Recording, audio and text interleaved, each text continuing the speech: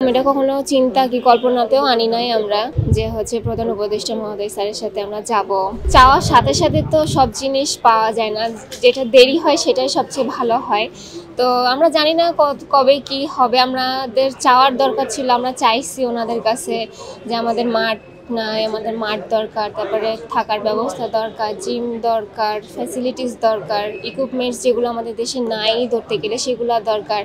তো প্রধান উপদেষ্টা মহোদয়কে আমরা প্রথম দিনই বলেছিলাম, ওনার সাথে যেদিন দেখা করেছি উনি শুনতে চেয়েছিলেন আমাদের কি কি লাগবে। তো ওনাকে বলার পরে উনি নিজে থেকেই যে কাতারের আমিরের বোন যে শেখ হেন্ড, ওনার সাথে উনি নিজে থেকেই বলতেছে, আমাদের কিছু বলা লাগতেছে না, উনি সব যে মনে রাখে যে বলছে ওনাকে। তারপরেও আমরা ওনাকে আলাদাভাবে যখন কথা বলছে উনি আমাদের সাথে, তখন আমরা আলাদাভাবে বলছি যে আমরা এখানে এসে ক্যাম্প করতে চাই বা ফ্যাসিলিটিসগুলো আমাদের দরকার, আমাদের দেশে নাই। তারপরেও আমরা আল্লাহ রহমতে ভালো রেজাল্ট দিচ্ছি, যদি আসে ফ্যাসিলিটিসগুলো পাই তাহলে আমরা আরও ভালো করব। তো এগুলোই বলা হয়েছে, এখন বাকিটা তাদের ইচ্ছা। আমরা আমাদের মাঠটা বেশি দরকার ছিল, মাঠের কথা বলছি। তারপরে আমাদের থাকার ব্যবস্থা, কারণ আপনারা জানেনই আমরা ফেডারেশনের উপরে থাকি 4 তলায়, তো ওখানে এতগুলো টিম একসাথে থাকতেও অনেক সমস্যা হয়। তো এই দুইটা ব্যাপারেই বেশি বলা হয়েছে।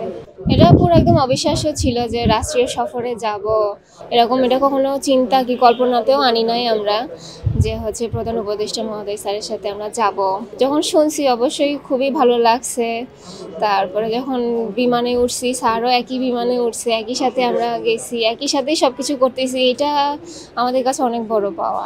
Follow us on Facebook, subscribe our YouTube channel, get the latest update on www.daily-sun.com.